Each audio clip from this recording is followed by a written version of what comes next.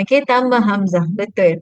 Okey, kesalahan common kita yang mungkin kita tak perasan pun itu adalah satu kesalahan ialah bila kita bunyikan huruf qalqalah, bila kita lantunkan suara bagi huruf-huruf qalqalah seperti huruf dal, kita tambah bunyi hamzah.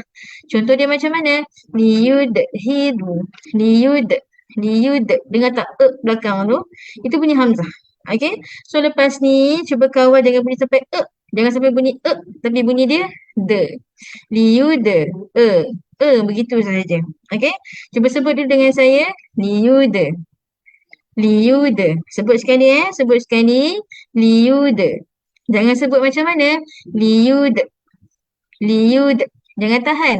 Sebab tujuan qalqalah tadi kita nak meringankan sifat tertahannya pada huruf dal. Sifat tertahannya suara pada huruf dal. Jadi kita lantunkan suara, maka dah tak tertahan dah huruf tadi.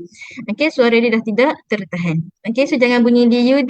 Tapi bunyi dia macam mana? Sebut lagi sekali. Liyud, liyud. Ringan. Okey, ringankan sebutan. Baik.